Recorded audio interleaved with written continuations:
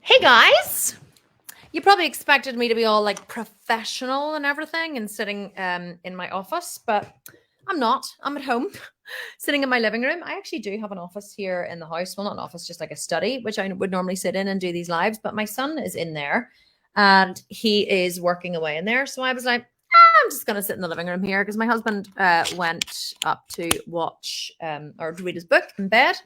Hopefully you guys can hear me okay. I have my microphone and I have my ring light. And because I'm sitting here on the couch, of course, I'm like, how the fuck am I going to do this? Right. So this is the first rule of, this is the first rule of running a business, which I know is why a lot of you are here. Let me just see if I can get a better light. Are we liking this? Yeah, I think we're liking this one. So this is the first rule of running a business. Don't be too formal. Oh, can't hear me? 1 second.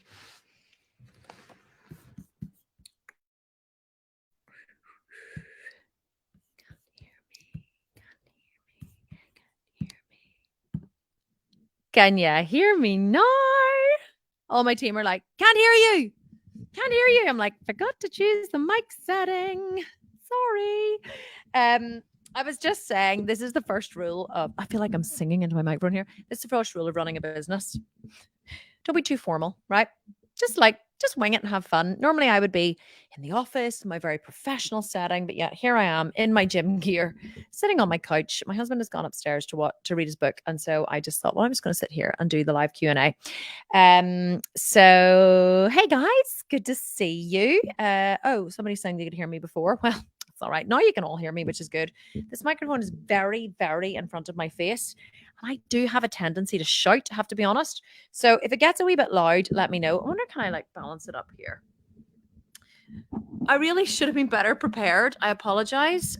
Laura, you can tell me, you can put here or you can WhatsApp me. Tell me, is like the sound good if the microphone, maybe if I put it there. I apologize for not being more prepared. But what I was doing was just 1 second. Oh, okay. I have to pin the post in the group. Let me just do that now. I'm waiting for everybody to go on live and then we're going to get started. Here we go. Oh, yep. Here we go. Pin. I'm not very good at this. I have to be honest. Oh, there I am. Okay. Going to get it done. Natalie, my lovely assistant, is actually in a meeting. And I said to her, if you are in the meeting, just message me if it's not finished. And I will, here we go. And I will pin the post because she normally would come in here and pin the post. So every week, whenever I go live, the post is going to be pinned to the top so that everybody can. Oh, Laura's saying she was the problem. She's saying, I can hear you now. I was the problem.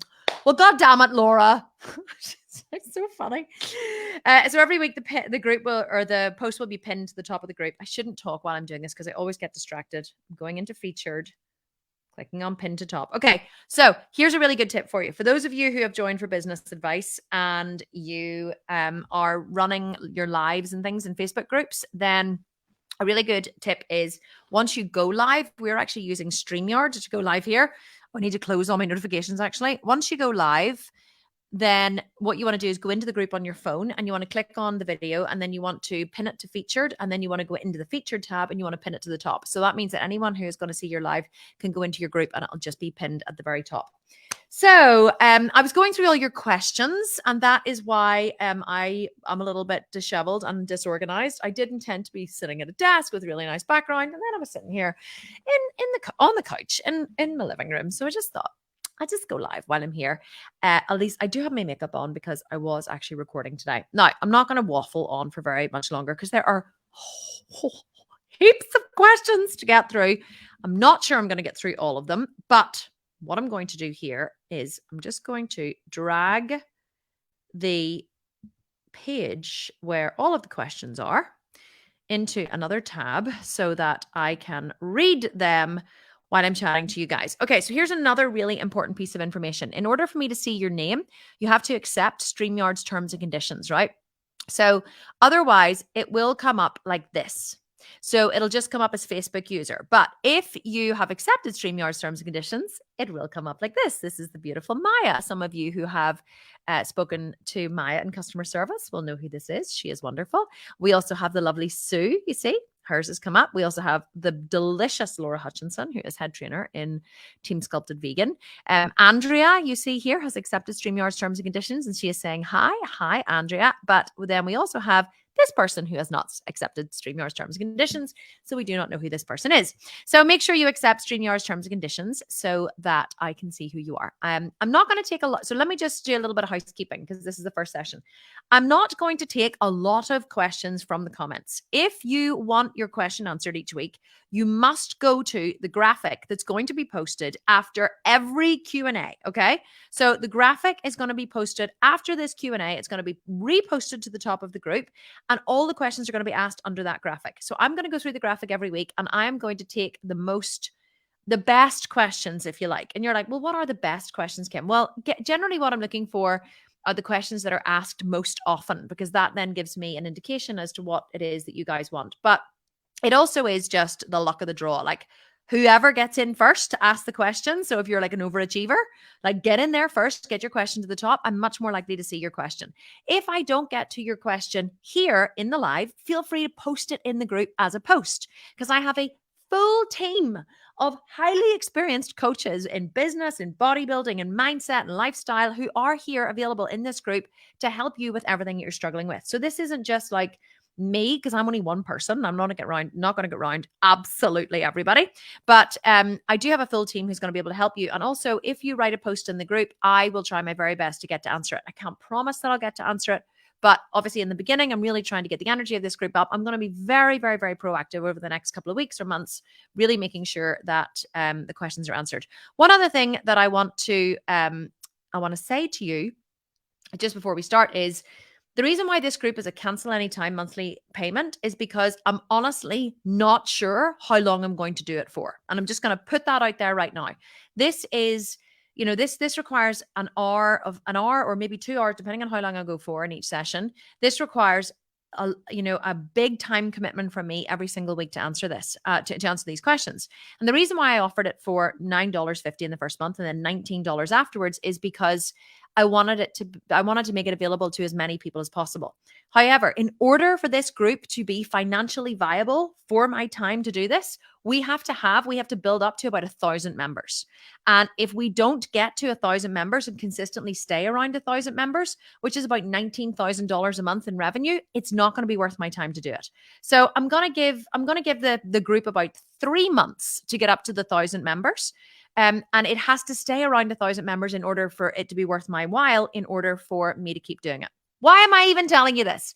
Well, because if you're getting a lot of value from this group and you're loving the coaching and you're loving the sessions, then it's up to you to keep enrolling people. So if you're part of the Sculpted Vegan or Digital Marketing Blueprint or $1 Million Mentor or any of my other groups, and you love it and you love this live, go into all the groups and enroll people. Tell your friend, tell your milkman, tell your mother, tell anyone who's struggling with a problem. I know a girl can help you with that, and try and enroll them into this group, even if it's just for 1 month, because it is cancel anytime. So I can't keep doing this. Like, if we had like 100 members, it's not worth my time to do it.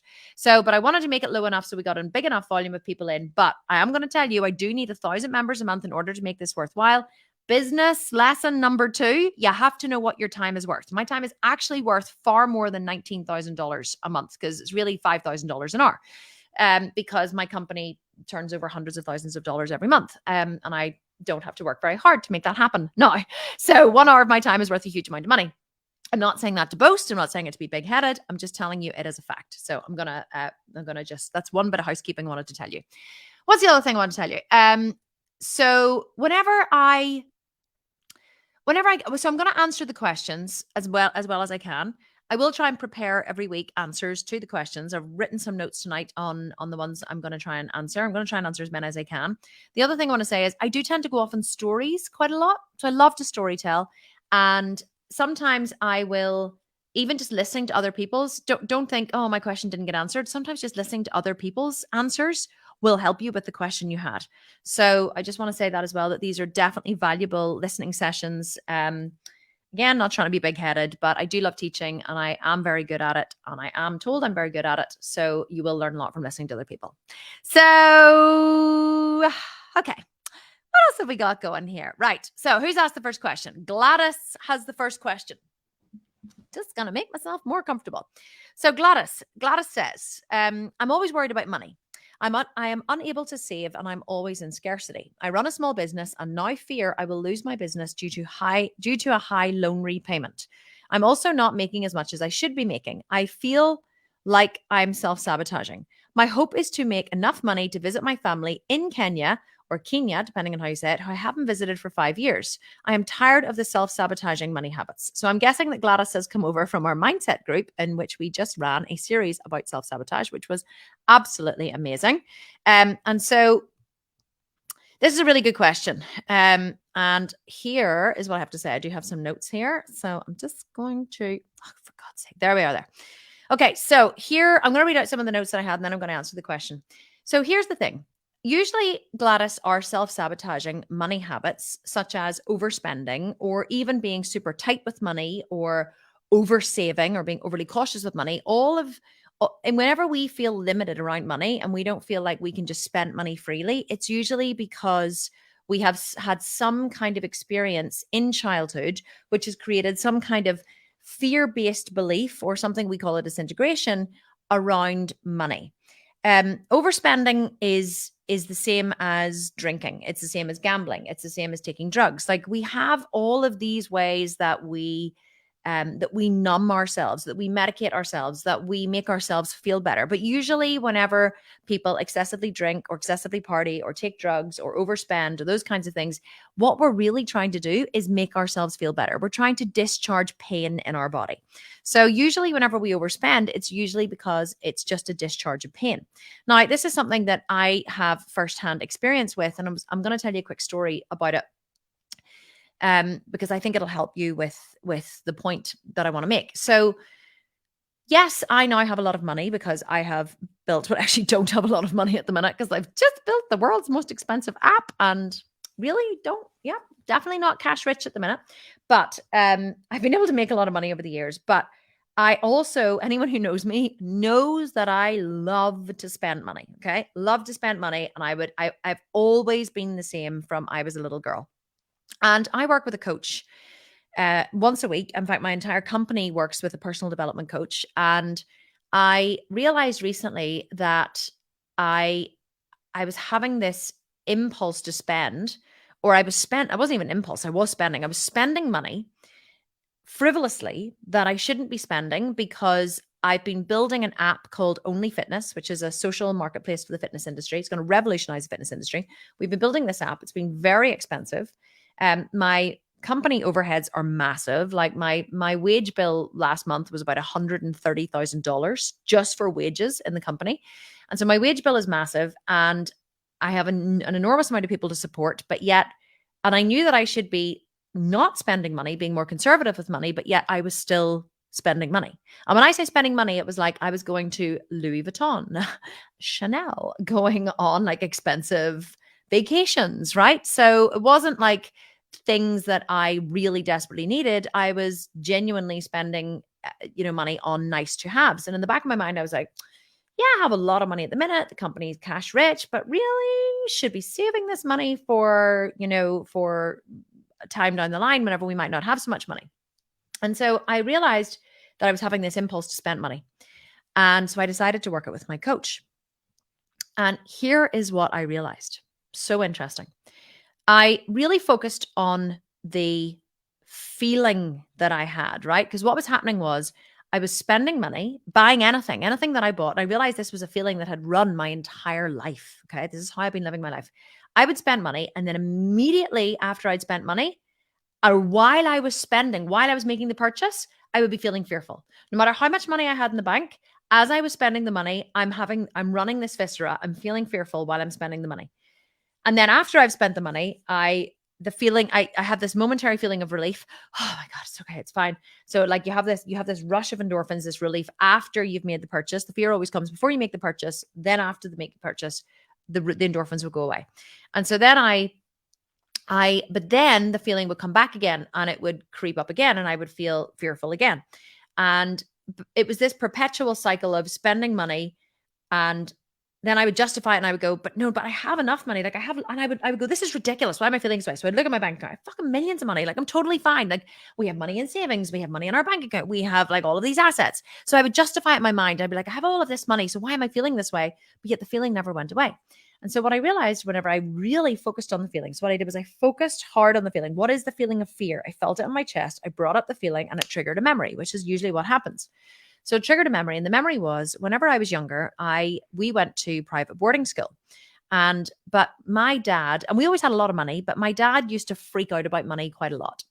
And the boarding school bills would come in, and dad, I had this specific memory of the bills coming in at the end of the month and going into my dad's office. And he obviously had opened the bills and he had them there and he was going through all of the itemized, things. It was very expensive to send us to private boarding school. I don't know why they did it if they couldn't afford it. Clearly they could afford it. But anyway, dad just freaked out when the bills came in. So I went into his office to ask him a question and he started like, do you realize how much this boarding school is costing me? Like he started discharging all this pain, right? I don't blame him for it. It's just what my dad did. He just discharges pain. So he started having this like, oh my God, you don't know how much this is costing me. Oh my God, this is incredible. Like, what are all these things for? What are all these lessons? So dad started freaking out, right? So I'm like, so I'm young. I'm like 7 or 8 because we were young when we went. And I'm like, oh my God. So I'm like standing there feeling really, really uncomfortable. Okay. Don't know what to do. I'm thinking, oh my God, I'm feeling guilty, feeling like this is my fault. Like I'm at this boarding school and this boarding school we're going to is costing all this money. And this whole situation is just making me uncomfortable. Okay. So what I made that mean, okay? So in my young world, I can't figure out why my dad's freaking out. I just know that there's something to do with lack of money or money being spent equals my dad freaking out. And my dad freaking out means I feel deeply uncomfortable, okay? So what I realized was that I never wanted anyone to feel like there wasn't enough money. So I went around my whole life avoiding looking at a situation where there might not be enough money. Because if you look at a situation and you think, do I have enough money? And you realize you don't have enough money, that might cause someone to get upset. Understand this isn't logical or rational. This is what was going on. And until I unpacked this, I didn't even know this was happening. So if I ever perceived there might be a situation where there wasn't enough money, that then might cause someone to get upset. Ryan, my husband, might be upset, or my mom might be upset, or someone might be upset, right? And if they get upset, then I have to feel really uncomfortable. So I went around my whole life avoiding all these situations where there might not have been enough money. Because when you spend money, there is the reality that there may not be enough money once you've spent it. And if you don't have a lot of money and you spend money, it's a very, very real thing that there may not be enough money to do other things that you want to do. That is reality.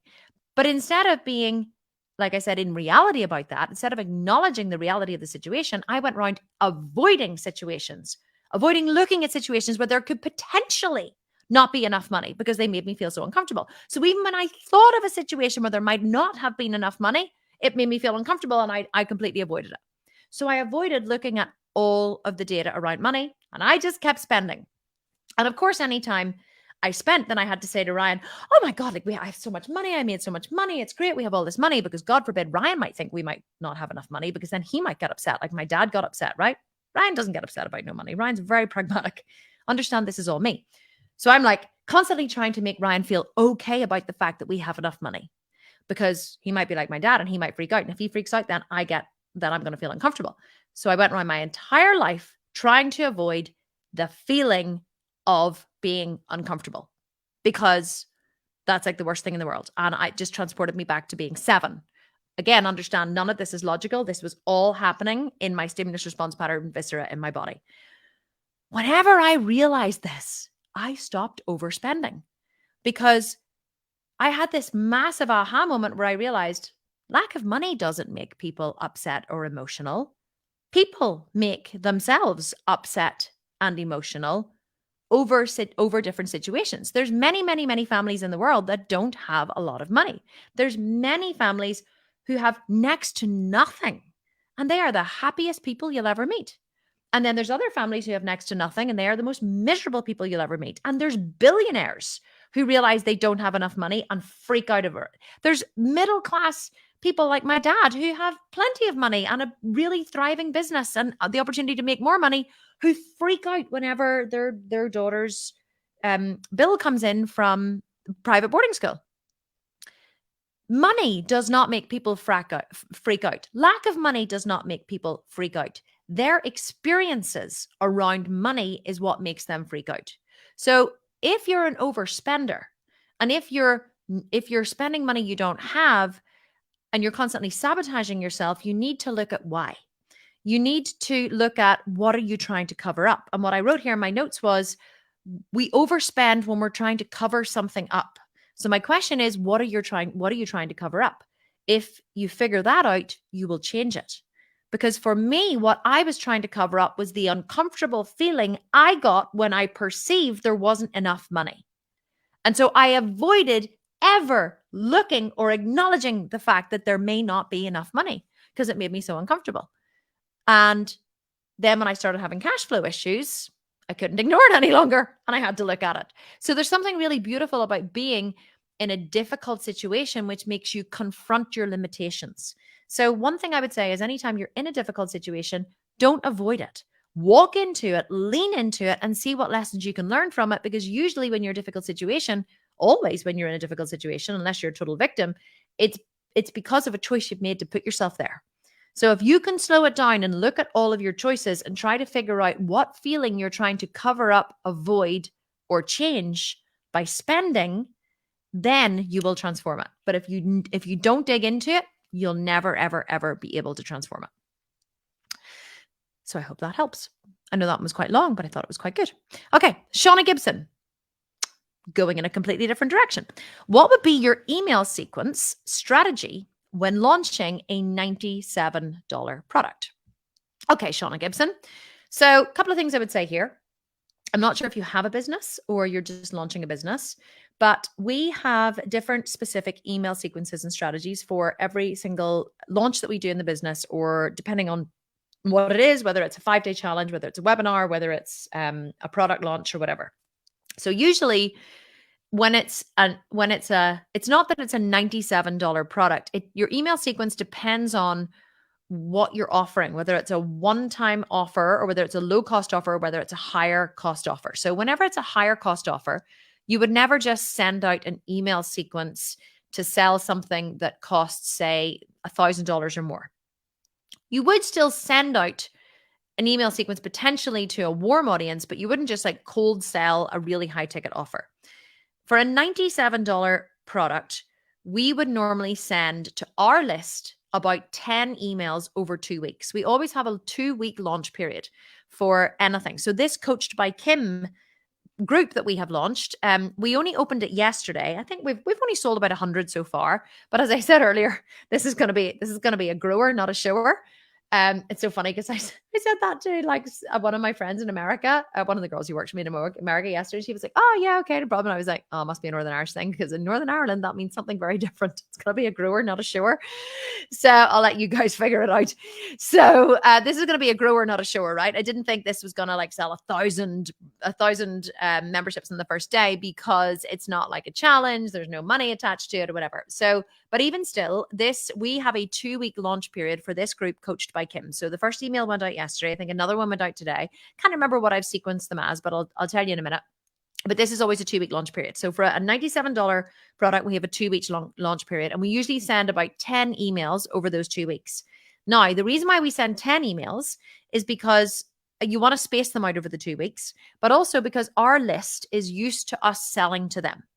So we offer them things that cost money all the time. We also send them free stuff, but they don't really seem to like our free stuff. Whenever we were sending a Monday email recently, like a Monday motivational kind of email, people were like, yeah, whatever. Like they didn't really care about it too much. So we just stopped doing it because we realized it was a lot of work and a lot of effort to put it together, and nobody really cared about it. Our email list is used to us selling to them.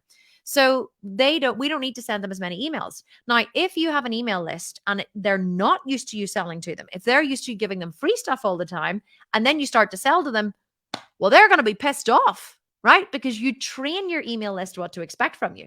So if you've given them free stuff, and then you start selling to them, they're going to be pissed off. Let me tell you a quick story about this. So I did a collaboration a few years ago. I've never collaborated with anyone, but I collaborated with one person. And on a project that we did about two years ago, I think it was. And we sent, this person has used to send really epic free content to her mailing list about once a week. And she had about 90,000 or something, I think, or 70,000 people on her email list, which is why we collaborated. She used to send really epic free content once a week, really engaged list. Her audience loved her. And whenever then we created this project together and we started sending sales emails to her list, they were not happy. They were just not happy. They were downright mean and nasty. Like, what is this shit you're selling us? Like, what do you want? Like, they were disgusted that she was now asking them to pay for something because they were just used to her giving for free. She used to earn money through advertising on her website, right? So it was so funny. It was such a wake up call for me. And then I was talking to a friend of mine at the time. I was like, oh my God, like that you should, like her list are not reacting well to this product being offered to them. And it was a product that was absolutely amazing. It was epic. It was exactly in line with what she was selling. And I remember my friend, he was very wise at the time, saying to me, that's because she's never sold to them before. They're pissed that she's now trying to sell them something for money. And I was like, really? She was like, oh yeah, like if that's the case, you need to send them an email every goddamn day for 2 weeks. I was like, every day? She was like, yeah, like that's not enough to send them like 5 emails over 7 days, you know? So a lot of people, whenever we tell them that we ended up sending 1 email per day, I think, and like 3 or 4 on the last day. So I think we ended up sending them something like 17 or 18 emails over 2 weeks. And a lot of people go, oh my God, like that's overkill, right? 17 emails over 2 weeks. People are worried about sending people, emails because they don't want to bombard them and they don't want to offend them. Not wanting to offend people is literally the greatest affliction of modern day time. It is the one thing that keeps people stuck, broke, and small. Because they're like, oh my God, but what if people are offended? What if people think, oh my God, what if my friends talk about me? What if my reputation is in tatters? And you're like, so, like, nothing happens when you're offended. Like, genuinely nothing happens. You have to develop a thick skin if you want to be successful. So, if you have a cold audience, or you have an audience not a cold audience, if you have an audience that isn't used to being sold to, 1 email per day for 2 weeks and 3 to 4 emails on the last day, right? Why do you send this many? And sorry, for us, it's about 10 over 2 weeks. Why do you send this many? Because how many times do you get emails in your inbox and you know that they're trying to sell you something, right? And then maybe it's from someone that you follow and you like this person, and maybe you've bought stuff from them in the past and you might buy stuff from them again in the future. And they send you 1 email and you see the title and it says, Coached by Kim is here. And you go, well, there she is trying to sell me something again. And you think, yeah, I'll read that later. Do you read it later? No. Or you go, that's all right, don't have to read it now because she's definitely going to send me another one. Because we are used to being followed up with by email marketers. And so then the next one comes in and then you go, oh, that's quite interesting. Yeah, she's still trying to sell me Coached by Kim. Yeah, must be a new group she started. I'll read that later. And then a title comes in and it says something like access revoked. We sent that once as a final sales email. I got the title from Frank Kern, who I love. I totally nick all of his email titles because I just love them. So access revoked. We sent that out during a launch once and there was mass panic in customer service because so many people thought that their access had been revoked to the program that they bought. But really what we were saying was, if you don't purchase today, you're going to click on the link and it's going to say access revoked. You can no longer get in.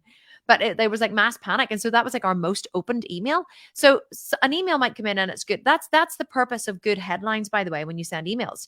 The purpose isn't to convey information. The purpose is to get them to open the damn email, right? I've sent ones which says naked pictures inside. And fuck me, people are opening the email they want to see the naked pictures. And I'm like, ha, got you. There's no naked pictures. But now that I have your attention, and then I go on to tell them the information. Or I send them a picture of me as a baby, completely naked. You make it funny. The only goal of the title of the email is to open the goddamn email. And then once you have their attention, then you tell them what you're going to sell. So there's a couple of reasons you send so many. People expect to be sold to. They want you to send them loads of emails. And it's only when they start to get the ones which say, closing soon, deadline, final call, that they actually will click on it and pay attention. You will make more sales in the last day or the last weekend of your launch than at any other time. First day and last day, you'll make the most sales. They'll just drip through in between that. But there'll always be mass panic at the end, because people will always procrastinate and they'll put off making a decision. So you have to keep poking them and poking them and poking them, just like you have to constantly remind your kids to brush their teeth or put their shoes on or get out the door or whatever. If you just said it once, like how many times is your child, if any of you here have kids, and they're like, okay, you ready to go? Okay, we're leaving in 5 minutes. And they go, okay. Are they actually ready to go in 5 minutes? No, because they know you're going to come in another 10 times and tell them that we're leaving in 5 minutes. And that is exactly the same as all your subscribers on your email list. So you don't need to worry about offending them.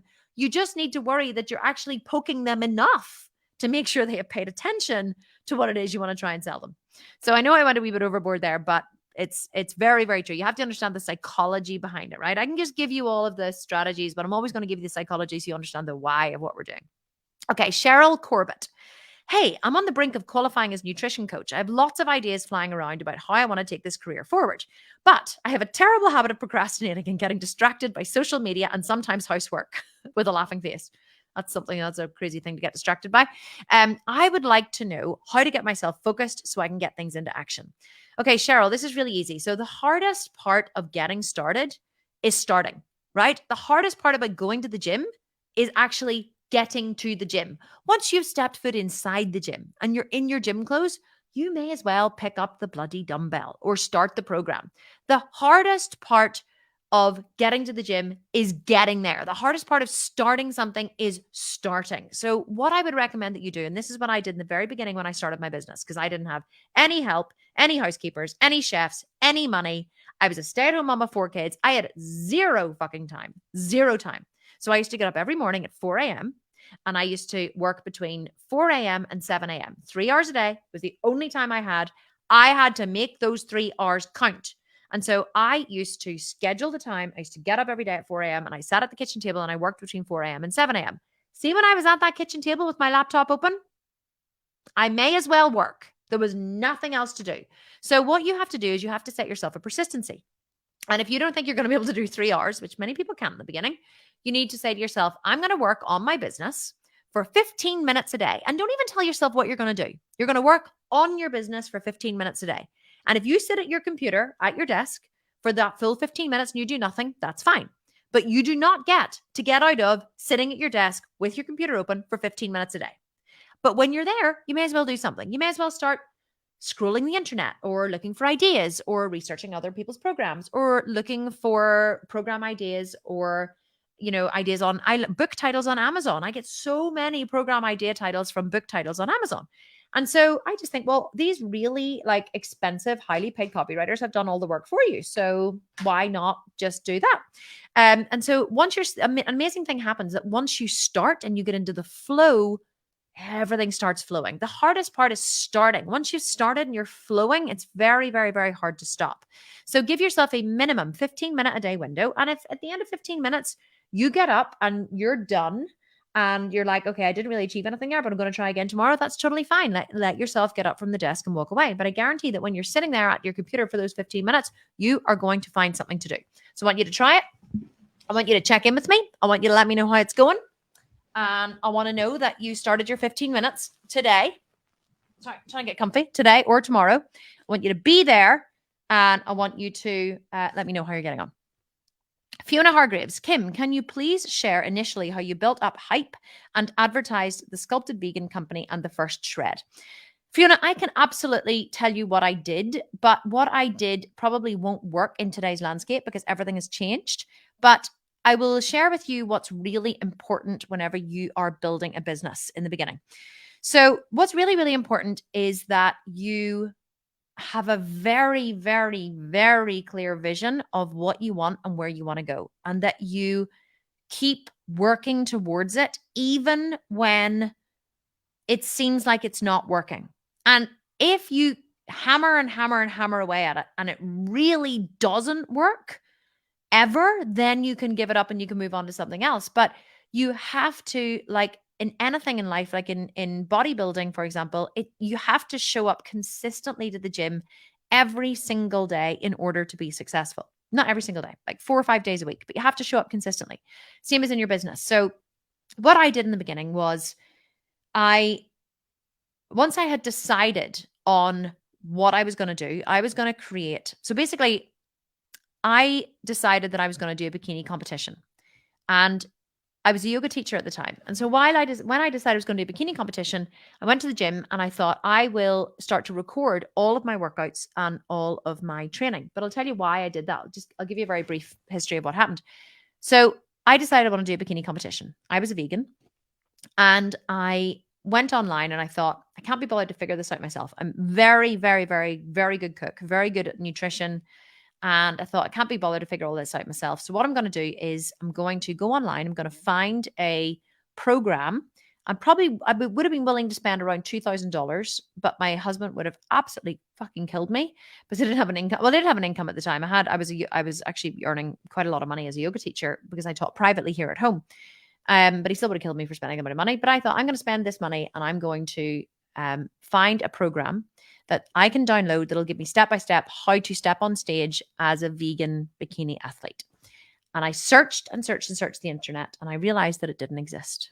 And I had this ding ding moment. I was like, hang on a wee second. If I am searching for this information, there must be millions of other people worldwide searching for this information. And I realized there was no scalable business model that existed. There was a lot of people coaching online. There was like the vegan, what's her name? Chrissy Carvalho. She was one of the first ones doing vegan bodybuilding stuff. I can't remember what hers was called, but she was doing coaching at the time where you could join her different coaching groups, but they opened and closed at different times. And so you had to join for a certain amount of weeks and stuff. I was like, that isn't what I wanted. I wanted a program that I could follow in my own time. And so I just thought, well, it doesn't exist, so I'm going to create it. And that's where I had the first idea for it. So I started training in the gym with a trainer and I recorded all of the workouts that we did. And I started doing my macros and my calories. And I started, saving all my recipes and all my plans. And I created that into a program, which I just called the Sculpted Vegan Program. I never imagined that the Sculpted Vegan would become as big as it has in terms of a brand. Like we have sold more than 500,000 programs since 2017. 500,000 programs, 500,000 programs. And that's what it was last count. It may even be more than that now. I don't know, but it's an astonishing amount of programs. So I never realized that never really thought the Sculpted Vegan would become the brand that it has. So it's called the first one, the Sculpted Vegan Program. And I created it into an online members area because I thought that that's what all the professionals did, right? They created an online members area. And I used all the money that I was making as a yoga teacher and running yoga workshops to build the Sculpted Vegan Program. And I knew that I could create an amazing program, but if I didn't know how to sell the program, if I didn't, create some kind of system to sell it, it wasn't going to be successful because I had been, since my son Jack was born in 2011, I had been trying and failing to start online businesses. I had created a business called the Work at Home Mums Network, teaching moms how to create profitable businesses from home so they can spend more time with their children. That one was a complete failure because you know what stay-at-home mums want? It's not to spend more time with their children because they spend enough time with the little bastards. They want to afford nannies and facials and massages. They don't want to spend more time with their children. That's what society thinks they should want. And that's what sounds nice whenever you put it as the strap line to your program. That's not what mums want. So I had created that. I had created Yoga Talks and I had created Yoga Talks was actually doing very well, which was my yoga detox business. But I had been studying the online marketing world because I'd been trying to build something that would create me some kind of income, right? For many, many years, since 2011. And this was now 2016. So 5 years I'd been studying the online landscape, taught myself Facebook ads, taught myself very basic website design, taught myself very basic design. Just had really learned a lot about online marketing in the last 5 years because I was voracious in my appetite to earn money. I just wanted to be financially independent. So by the time I came upon the idea of the Sculpted Vegan, I realized that I where I'd failed in the past was I'd created these different online programs, but I hadn't created any vehicle to sell them. And the reason why I hadn't created a vehicle to sell them is because I didn't have any money. And I remember whenever I created the Work at Home Moms Network, reaching out to a Facebook ads company, and they told me that like the minimum ad spend like per month was like $10,000. And their upfront fee, like to even just engage them, was $5,000. And I was like, holy shit. Like I hadn't had any proven success with selling this program whatsoever. I wasn't even 100% sure that it would sell because, I was Work at Home Moms Network. Like it really wasn't. Yeah. But anyway, you get the gist. So I realized that I had to create a vehicle to sell it. And this is the reason why I'm telling this story is because one of the things that people don't realize is that in order to make a business successful, you have to find a way to market it. And that is not Instagram. It could Instagram ads, but it's not posting on your Instagram account. It's not posting on your Facebook account. It's not posting in a free Facebook group. Okay. You cannot grow your business for free. It is impossible. In order to grow a business, you must create a product that is in demand, that solves a problem that people have. And then you must, once you have created the problem that solves this very specific problem that people have, then you must figure out a way to sell it. And then you have to keep working and working and working at it. So what I did was I bought a course by Amy Porterfield called Webinars That Convert. Doesn't exist anymore, but I knew that Amy made a lot of money through webinars. I trusted that she could teach me what to do. It was $1,000, the course.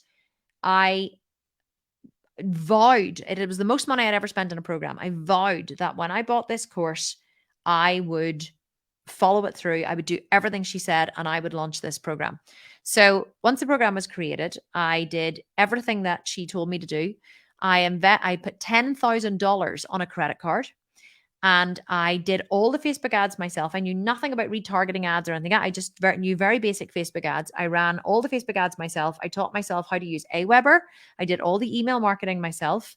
I had to manually add and take away people from campaigns and everything. It was an absolute nightmare. But I did how many webinars? I think 4 webinars in the first week and 4 webinars in the second week.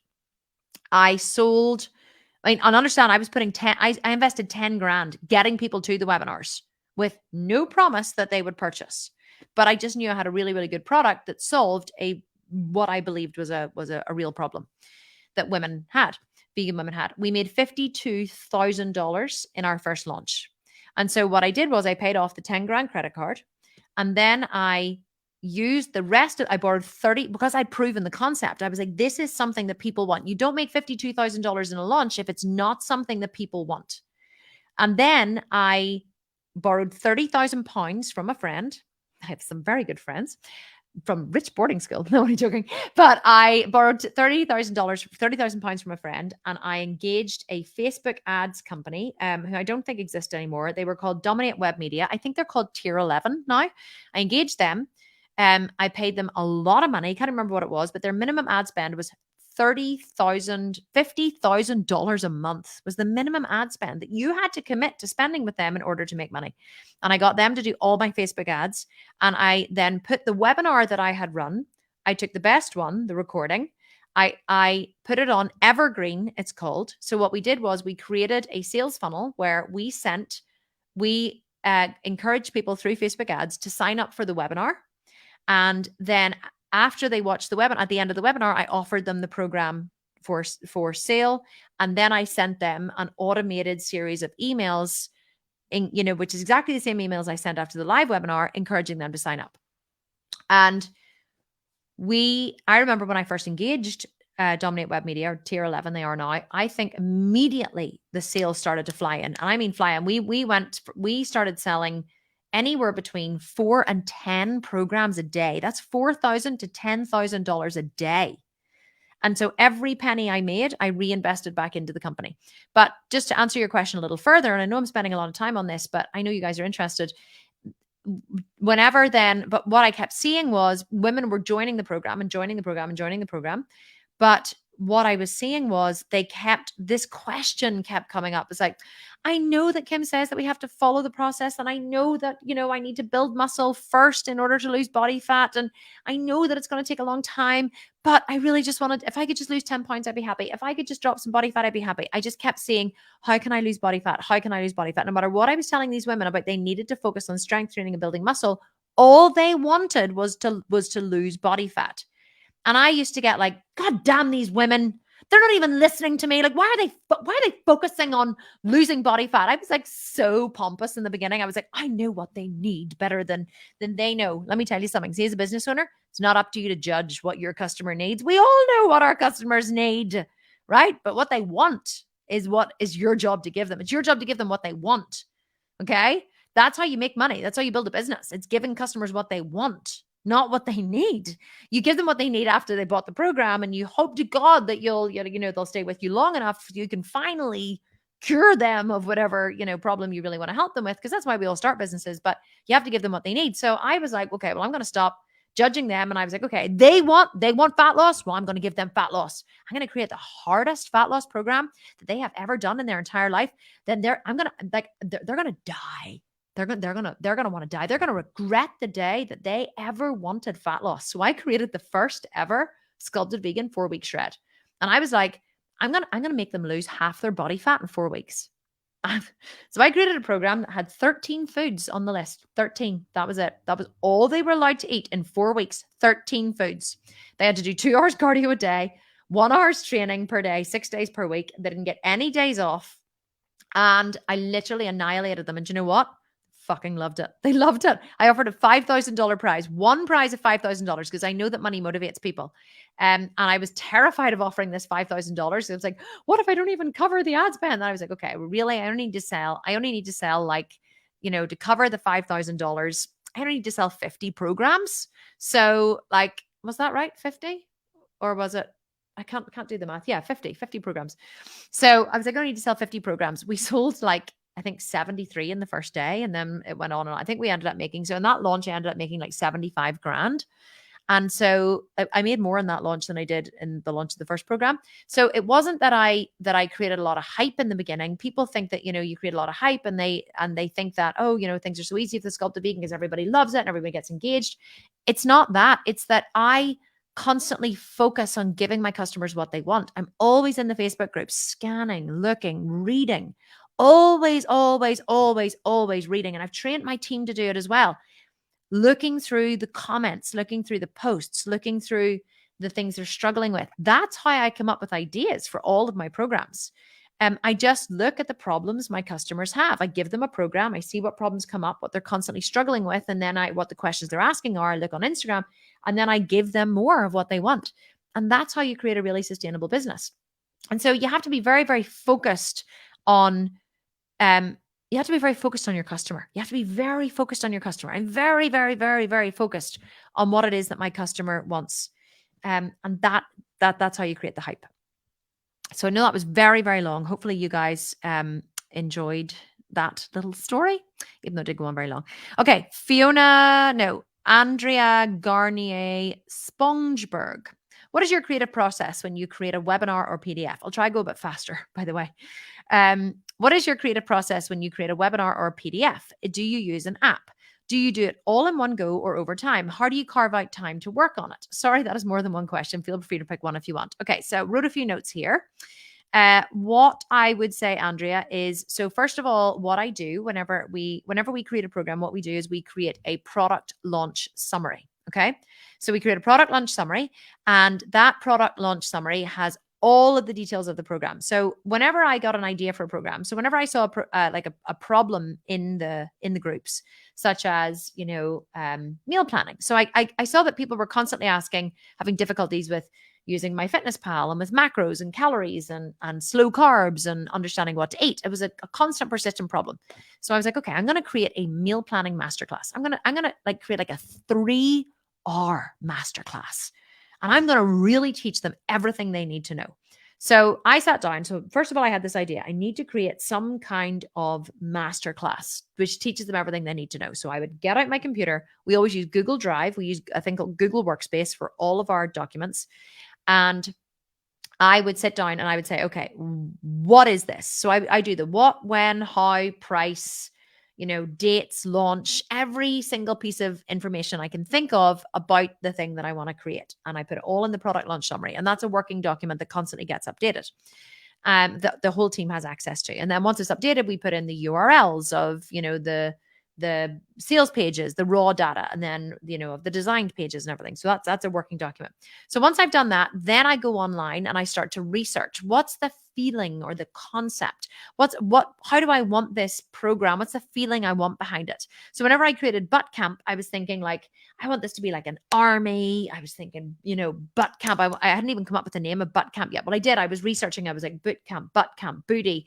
I would write down all of these different names, Glute Camp, Glute Squad.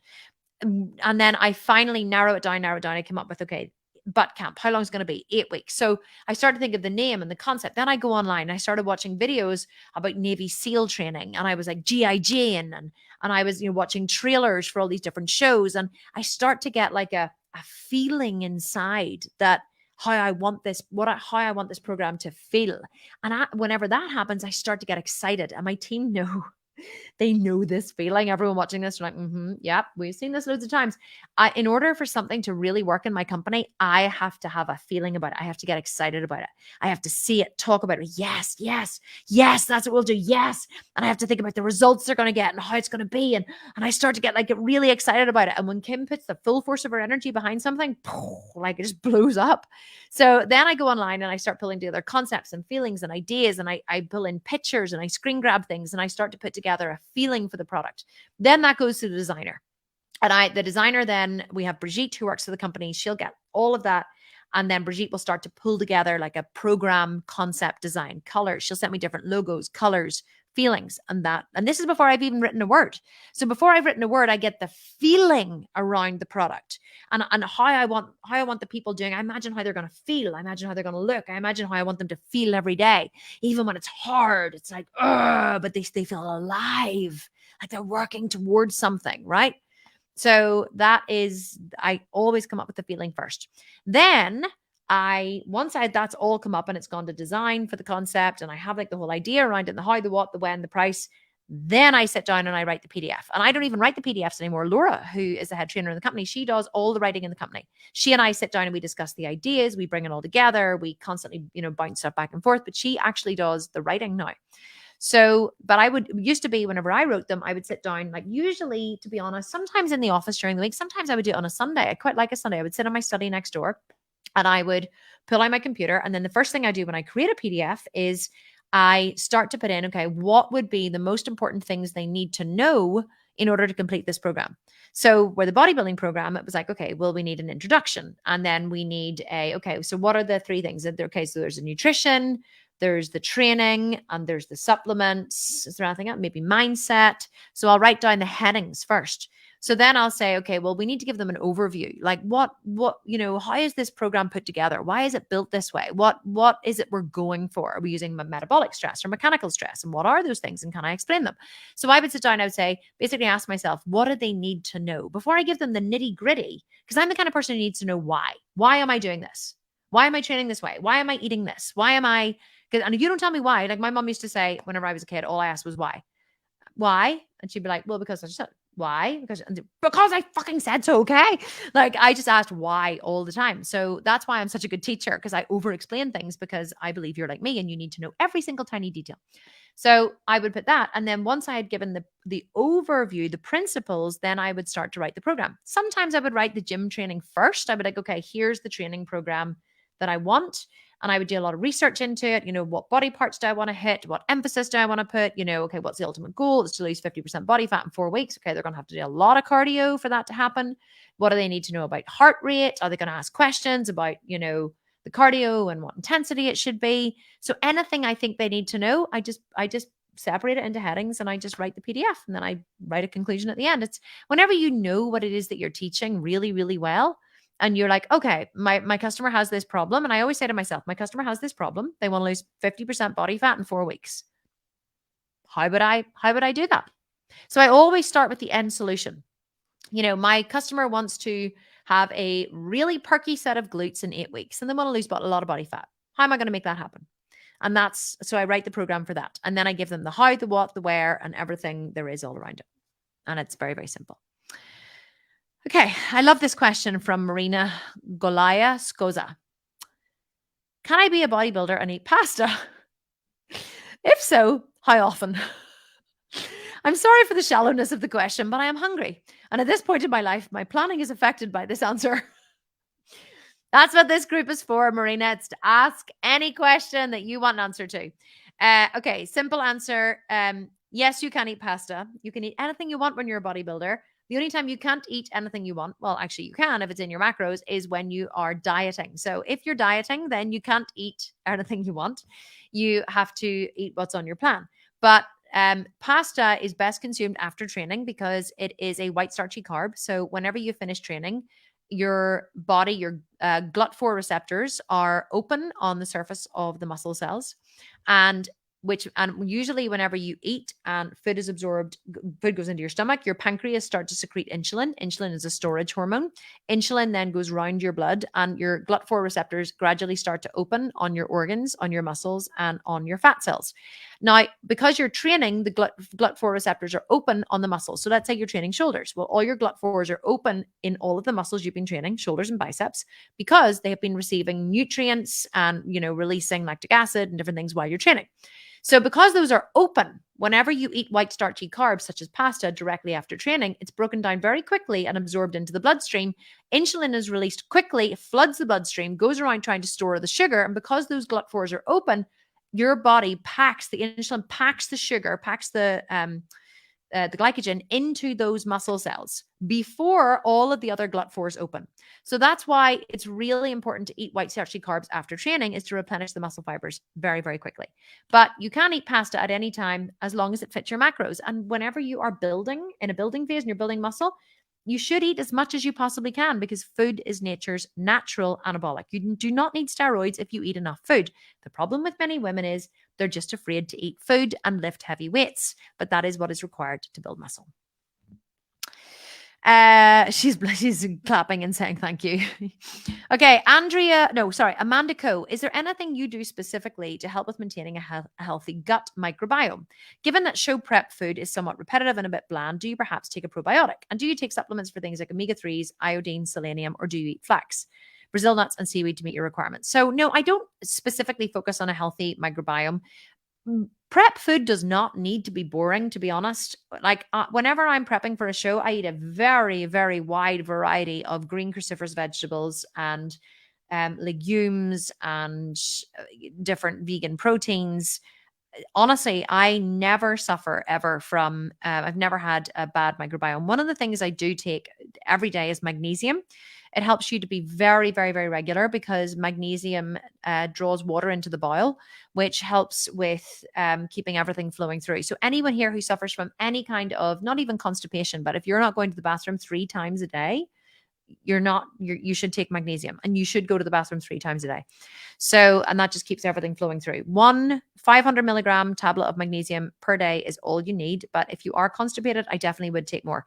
Whenever I was training seriously as a bodybuilder and I was prepping for shows, and that was the main focus of my life, I would have been very, very big on supplements. I always would have taken an iodine supplement or kelp.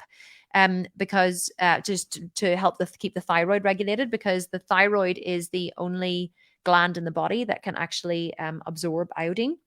And so I would have taken iodine. I would have taken a range of different supplements at different times. I never, ever, ever took a probiotic, ever. I never felt the need to. I always had a very, very healthy gut and a very healthy microbiome. It's not something I would ever, I ever had to focus on, but a probiotic is a really good idea for many people because a lot of people do not have a healthy gut microbiome, especially if they haven't eaten as healthy as I have. I've eaten healthily my entire life. I've been a vegetarian for 20 years. I've been a vegan for 8 years now. So, and I have a private chef and I love cooking. So I eat a very, very wide variety of food. So that would be my best recommendation, but definitely a probiotic is really good. And if you are in a bodybuilding, muscle building phase, definitely making sure that your body is well kept with vitamins is a good idea. I do take a vitamin B complex actually every day. I used to take flaxseed oil for omega-3s, but I haven't taken an omega-3 supplement in a long time. I probably should, but I got out of the way of it, and it's not something I'm focusing on so much at the minute. But all of those things are good and recommended, especially if you are training hard. Emma Johnston, is it better to make small changes simultaneously to all areas of life that you want to change, or go all in with the big changes and concentrate on one area at a time? Well, this is a good question, Emma. My recommendation would be that you would never clean every single room in your house simultaneously. So if your entire house was messy, you normally wouldn't, do a little bit in the living room, a little bit in the bedroom, a little bit in the kitchen, a little bit in whatever. You would start in the kitchen, you would clean it up. Then you would move to the living room, you would clean it up. Then you would go to the bedroom, you would clean it up. So it's always better to fully finish or focus on one task first before you move on to the next. A lot of people, especially when they start businesses or they take on like something new, such as bodybuilding or whatever, they try to do everything at once. Bodybuilding is a really good one actually to compare it to, because a lot of people, when they first start training, they know they have to get their sleep right, their nutrition right, their cardio right, and their training right. And so they try to do everything at once. They try to learn macros and calories and MyFitnessPal and meal plan and get to the gym and do their cardio and get to bed early, and they just end up becoming completely overwhelmed, so they fail. And so what we always say to people is just start with something. And actually what we would recommend is that you start with nutrition. Don't even go to the gym. Learn macros and calories, do something like my meal planning masterclass, prep your food on a Sunday, or just make a couple of small changes with your food and do that first. And then maybe start a walking persistency. Once you've got that and you're settled with it and you're in a routine with it, then take on something else, then take on something else. It's called increasing your complexity. So a lot of people try to do too much at one time, then they overwhelm themselves and they fail. That is a major problem. What you actually need to do is you need to increase your complexity. I talk about this a lot to the people who work for me, because they're always leveling up and increasing their complexity. And so whenever people come to work for me, they're able to take on a certain amount of tasks or do a certain amount of things with the current skill set they have. And then once those things become normal and comfortable, then we give them some more things, and their life becomes kind of hectic again, and their schedule becomes hectic, whatever, because now they're trying to fit in this new thing with all these other things. But pretty soon fitting this new thing in with all of these things becomes normal, and everything settles down again. And then we go boom, and we give them something else, or we force them to, we don't force them, but we encourage them to grow by throwing them in the deep end and letting them fail. Or emotionally, you have to level up in order to take on more complexity. Anyone who works for me is like, yeah, know what you're talking about, been there, done that. Same with me. Like, people look at me and they say, how the hell do you get so much done every day? Because I ride horses professionally. I train in the gym. I train, I have a very healthy relationship with my husband. I have 4 kids who I homeschool. I run a big worldwide busy company. Like, I'm here at night doing these lives with you. I'm one of the busiest people you'd have ever met. My life seems very overwhelming to a lot of people, but I've built myself up to this level. I've increased my complexity. So you have to master one thing first. Clear up one area first. Get your house in order. Master it. Keep it that way, and then move on to the next thing. That is how you become successful. Problem is, most of us are too impatient, right? We decide we're going to change, and we want everything to change today because we're not willing to do what it takes. It took me 5 years of studying online businesses to even come up with the idea for the Sculpted Vegan.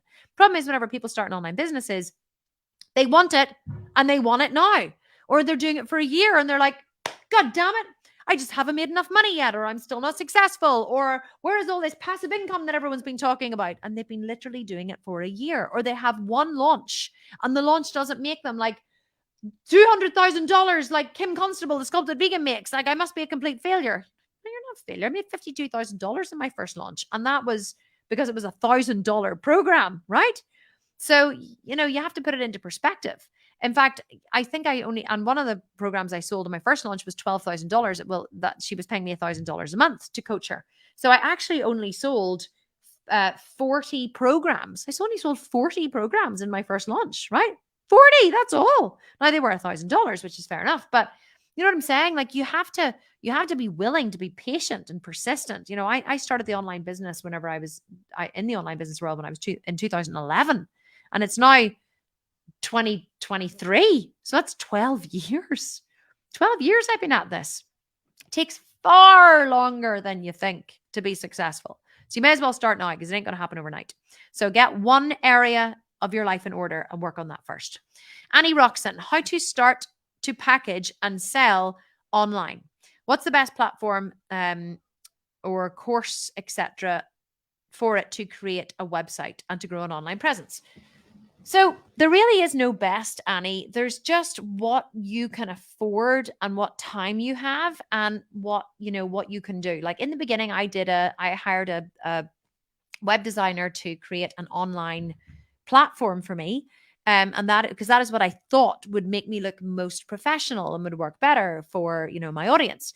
But what I realized over the years was we don't create online membership courses anymore because they're just far too bloody time consuming.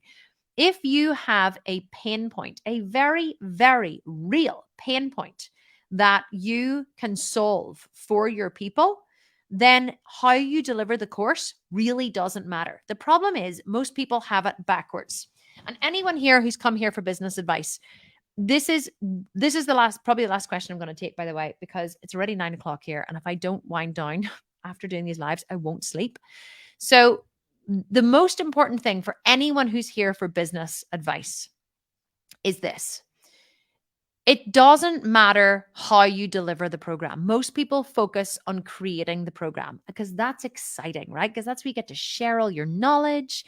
You get to, show off all your talent. You get to tell people, what they should do, solve their problems. And you can just imagine people going through your course and doing it. It's going to be amazing. And if only people could just show up and do the work, they would be completely transformed. It'll be amazing. That's the really exciting part, okay, of you creating your course. But if your course or your program or your product, whether it's a physical product or an online product, doesn't solve a real problem, it will never, ever, ever work. It doesn't matter how you deliver your course. I have delivered a course inside a Facebook group that cost $2,000 minimum. The highest priced program, we had a silver, gold, and platinum level. The silver level was $2,000.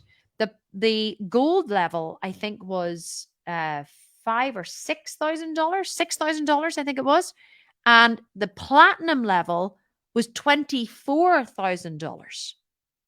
And it was all delivered inside a Facebook group because that was the quickest and easiest way to do it. And I teach really well live. So it doesn't matter what platform you use.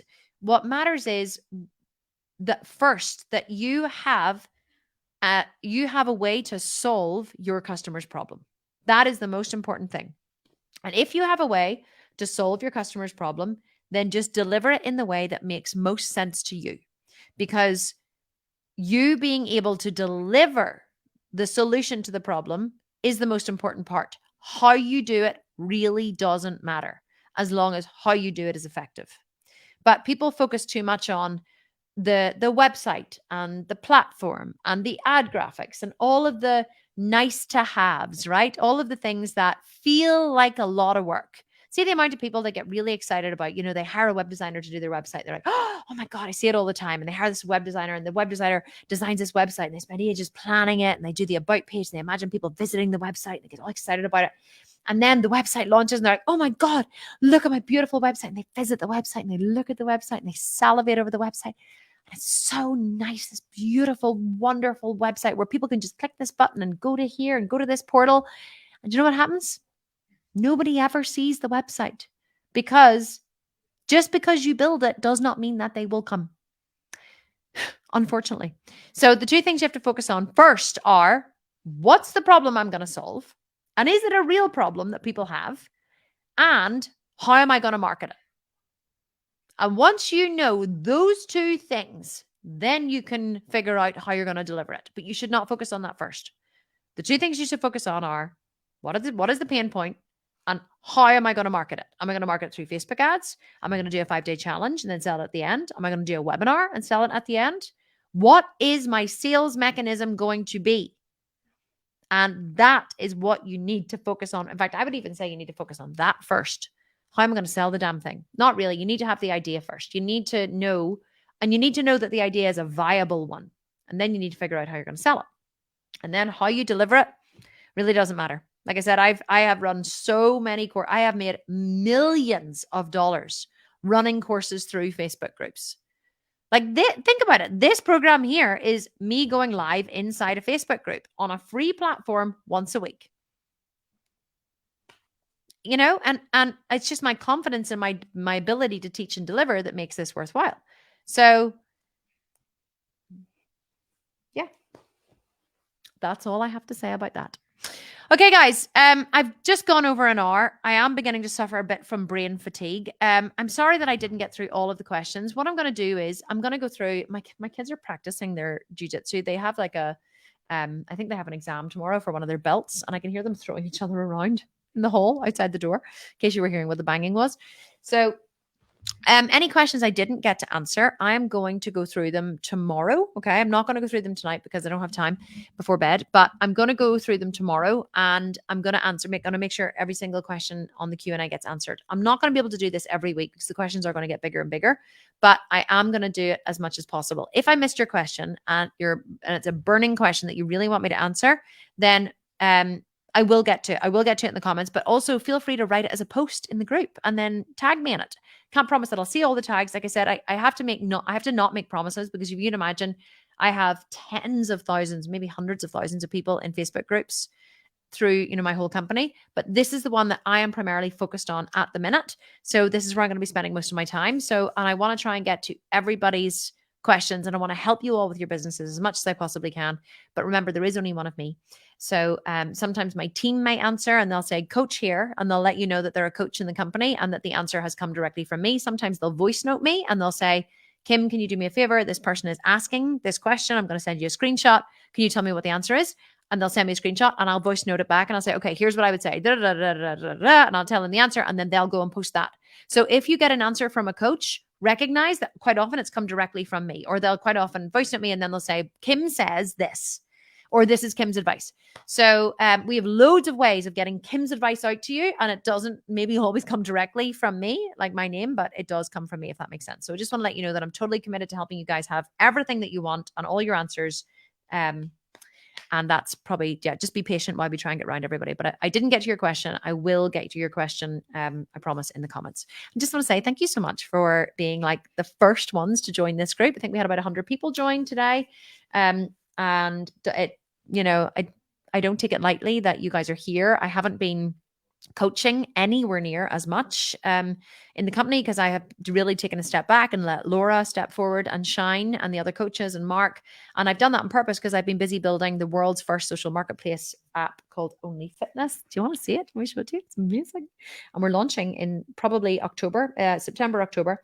Only Fitness, and we are looking for beta testers, by the way, of Only Fitness. It's a social marketplace. It's basically a free business. I started it's everything I use to grow, to run my online business in a free app. I'm not even kidding. It's like got a full messaging system, email, which replicates email marketing. You can put up posts for free. You can choose to pay for posts. You can upload PDFs, videos. You can create collections. It's basically for anyone in the mindset, fitness, business, even like physiotherapists, whatever could join. Anyone in the fitness industry who wants to start a business, this is what it looks like. So, and if you do this, a wee thing at the top spins. So I just posted this today. There's a lot of just dummy content on here with, the girls are all testing it and posting stuff. So this is what your news feed, actually, these ones are not working. This is what your news feed would look like. You can see Laura has been posting a lot as Sophie Jones. She didn't know that was the test account. She wasn't supposed to use that one. This is what your homepage will look like. So these are your posts. These are things that you have purchased. So all of the things you've purchased will come up here. Everything's tagged so you can find it. If you are a creator and you're earning money from it, you can go and check your money. And then you can scroll back over. Oh, hang on. I can't do this backwards. Let me see. Scroll back through the months. Obviously, I haven't earned anything yet. You can go back through months. You can do your analytics. You can separate it by sales. You can see what posts or things have done the best. You can create groups like these Facebook groups. So anytime if you create a group, say you create like an 8-week boot camp program, you upload it here and then loads of people buy it, you can create a group and then a community, we call it, and you can automatically invite people to join that community, and you don't have to approve them or anything. The app knows they purchased, it'll automatically approve them. So we have created Facebook style groups inside the app as well. And this thing is just going to be absolutely bloody amazing. And even whenever you are in your broadcasts, you can send a message or you can create a broadcast. So I can create a broadcast. You can filter by sending it to all, or you can filter by free users, paid users, people who joined within a certain date. You're going to actually even be able to filter by people who've purchased a certain program or product. You can send them a follow-up offer. It is literally a business in a box. It's my entire company that I run at the minute in the online industry in a free app. And we take 20% of revenue. So anytime someone pays you, then we get paid. And also we are going to build advertising directly into the app. So whenever you upload a post, we're going to give you the opportunity to boost that post or to have it featured on the homepage or to have it featured in a certain category. It's just amazing. And we have all these categories at the top. Look, you can scroll through all these categories. I'm so excited about it. I don't know whether you can see that or not. So see those categories at the top: cycling, CrossFit, dance. And then if you click on those, it'll filter by all of those different categories. And we have stories and stuff at the minute. Like, it's just amazing. So I'm so excited about it. It can be used for anything. Someone's asking about products. I don't think it can be used for physical products because it's a marketplace. It's a social market, online marketplace. So you wouldn't be able to sell a physical product, but you'll be able to sell, obviously upload videos, collections, photos, make some free, make some paid. You could even charge a subscription. If you're a big online influencer and you have like a lot of following, you could just make everything a subscription. So the only way people can see any of your content is to subscribe and pay a monthly payment. Or you can choose to make some content free and some content. So you could create a free post on, the best way to get abs in menopause if you're a menopause expert. And then people will, engage with that post, and then you can see everyone who's engaged with that post. And then you can send them a message inviting them to join your menopause shred program or your menopause community. You can create a community and get people to pay to join your community. It's like the possibilities are endless. I'm so excited about it. We've been building it now for 18 months. It'll be nearly 2 years by the time we launch from when we first had the idea and me building it. It's been a long time in the making, but it is literally going to transform the fitness industry because no one else is doing it. No one else has done this. I just need to get it out there quickly. So I'll keep you guys up to date. Loads of you are asking how can we get involved. We will and the best thing is, see, once I've done it, I'm going to do it for horses. I'm going to create one called Only Horses, and I'm going to do exactly the same for horse trainers, because horses is my other love apart from business and bodybuilding. So I'll let you guys know if you want to get involved. We're definitely going to ask for beta testers, and you'll be like first movers advantage on the app. We'll let you guys know how to get involved. I'll be posting it here for anyone who wants to get involved. And the best way, actually, though, to register your interest is to go to the website onlyfitness.com and put your name on the mailing list there. Put your name on the, to be the first to know when it launches. And that's the first place we're going to offer the beta test to. But I will also keep you guys updated here. Okay, guys, thank you so much. This was so epic. I just love coaching so much. I will see you next week, same time, same place. I will post the graphic tomorrow for next week's questions. You can start asking straight away. We'll answer there's some I can answer this week before we go live. I'll get through and answer them. If I can't, I'll answer them live as much as I can. But just want to say thank you so much for being here. I appreciate every single one of you. I don't take it lightly that you chose to spend your hard-earned money with me, learning from me. I really hope I don't let you down. I really hope I can help you with everything that you want for yourself in your life, because that would make me so happy. And I will see you all next week here, same time, same place. Thank you so much for showing up. Okay. Love you all so much.